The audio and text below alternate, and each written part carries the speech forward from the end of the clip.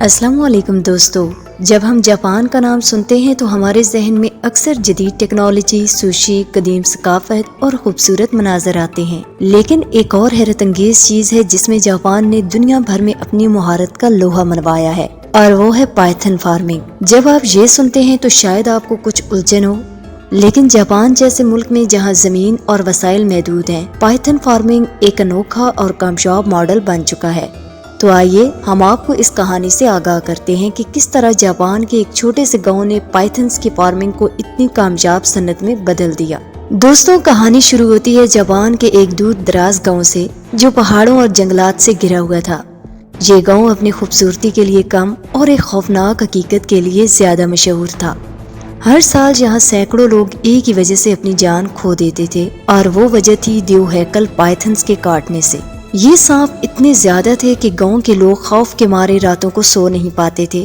بچوں کو جنگل میں کھیلنے تک کی اجازت نہیں تھی، اور کھیتوں میں کام کرنا بھی جان جوکھوں کا کام بن چکا تھا۔ گاؤں والوں نے کئی بار کوشش کی کہ ان سانپوں کو قابو کیا جائے، لیکن ہر بار ناکامی کا سامنا کیا۔ حالات اتنے خراب ہو چکے تھے کہ آخر کار حکومت کو مداخلت کرنی پڑی۔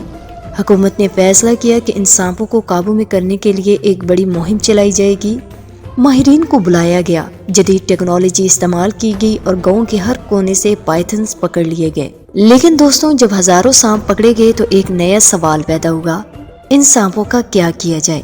انہیں مار دینا ایک حل ہو سکتا تھا، مگر گاؤں کے ایک کسان نے کچھ مختلف سوچا۔ یہ کسان گاؤں کا ایک عام سا فرد تھا، مگر اس کی ذہانت غیر معمولی تھی۔ اس نے تحقیق کی اور پتہ لگایا کہ پائتھنز کی چمڑی دنیا بھر میں فیشن انڈسٹری کے لیے قیمتی خزانے کی حیثیت رکھتی ہے۔ بڑے برانڈز جیسے کہ گوچی اور لوئس وٹٹن پائتھن چمڑے سے بیگز اور جوتے تیار کرتے ہیں، اور ان کی قیمت لاکھوں ڈالرز تک جا سکتی ہے۔ اس کسان نے گاؤں کے لوگوں کو قائل کیا کہ سانپوں کو مارنے کی بجائے ان کی پرورش کی جائے۔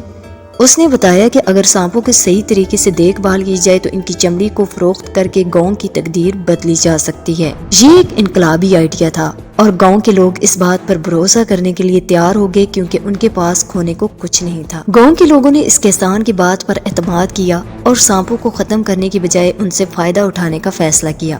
حکومت نے اس منصوبے کو دلچسپی سے دیکھا اور کسانوں کی مدد کے لیے فنڈز اور ماہرین فراہم کیے۔ اس کسان نے ایک منظم منصوبہ تیار کیا۔ سب سے پہلے سانپوں کے لیے ایک مخصوص علاقہ مختص کیا گیا جہاں ان کی افزائش اور دیکھ بھال کی جا سکتی تھی۔ اس علاقے کو جدید طریقوں سے تیار کیا گیا تاکہ سانپوں کو ایک قدرتی ماحول ملے جہاں وہ صحت مند طریقے سے بڑھ سکے۔ سانپوں کی دیکھ بھال پر خاص توجہ دی گئی اور ہر سانپ کی صحت اور افزائش کو یقینی بنانے کے لیے جدید سائنسی طریقے اپنائے گئے۔ گاؤں کے لوگوں کو سانپوں کی دیکھ بھال کے بارے میں تربیت دی گئی تاکہ وہ جان سکیں کہ سانپوں کو خوراک کیسے دینی ہے، ان کی صحت کا خیال کیسے رکھنا ہے، اور سب سے اہم بات یہ تھی کہ ان کی چمڑی کو کیسے محفوظ اور قیمتی بنایا جائے۔ وقت کے ساتھ یہ گاؤں ایک خوفناک مسئلے سے نکل کر ایک نئی شناخت بنانے میں کامیاب ہو گیا۔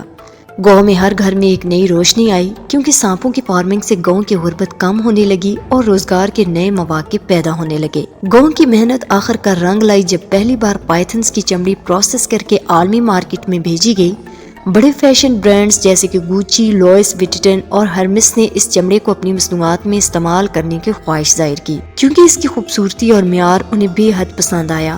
ایک پائتھن چمڑے کی بیگ کی قیمت $5000 سے شروع ہوتی ہے، لیکن خاص قسم کے چمڑے اور ڈیزائن کے حامل بیگ کی قیمت $2 lakh تک جا سکتی ہے۔ یہ چمڑا نہ صرف جاپان کی معیشت کے لیے فائدہ مند ثابت ہوا بلکہ فیشن انڈسٹری کے برانڈز کو بھی ایک نیا معیار فراہم کیا۔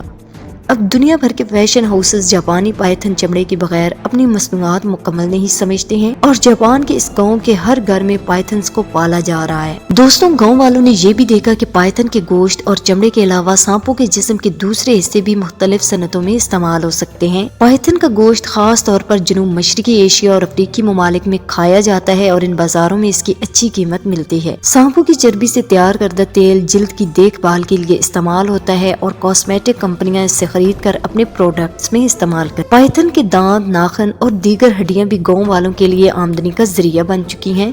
ان سے زیورات اور آرائشی اشیاء تیار کی جاتی ہیں جو سیاحوں کے لیے ایک خاص کشش رکھتے ہیں۔ ان اشیاء کو ہاتھ سے تیار کیا جاتا ہے جسے گاؤں کی ثقافت اور ہنر کو ایک منفرد پہچان ملتی ہے۔ دوستوں، یقیناً اس کامیابی کے ساتھ کئی چیلنجز بھی آئیں گے۔ گاؤں کے لوگ جانتے ہیں کہ انہیں اپنے وسائل کا استعمال ذمہ داری سے کرنا ہوگا۔ سانپوں کی تعداد کو قابو میں رکھنا، ماحولیاتی رکھنا اور بین الاقوامی قوانین کی پاسداری کرنا ان کے لیے بے حد ضروری ہے۔ گاؤں والوں نے ان چیلنجز کا سامنا کرنے کے لیے جدید طریقے اپنائے ہیں تاکہ نہ صرف ان کی صنعت بلکہ وہ مستقبل میں بھی مثال قائم کر سکیں۔ دوستوں، یہ کہانی ہمیں یہ سکھاتی ہے کہ اگر انسان عقل، محنت اور عزم کے ساتھ کسی مسئلے کو دیکھے تو اس میں ایک موقع چھپا ہوتا ہے۔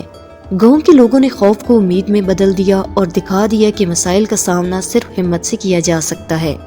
پائتھن فارمنگ نے نہ صرف گاؤں کی معیشت کو بدل دیا بلکہ جاپان کو عالمی مارکیٹ میں ایک منفرد مقام دلایا۔ دوستوں، آپ کو کیا لگتا ہے؟ کیا آپ بھی اس طرح کے انقلابی آئیڈیاز کو پسند کرتے ہیں؟ کامنٹس میں اپنی رائے ضرور بتائیں۔ انشاءاللہ اگلی ویڈیو میں ملاقات ہوگی، تب تک اپنا خیال رکھیں۔ اللہ حافظ۔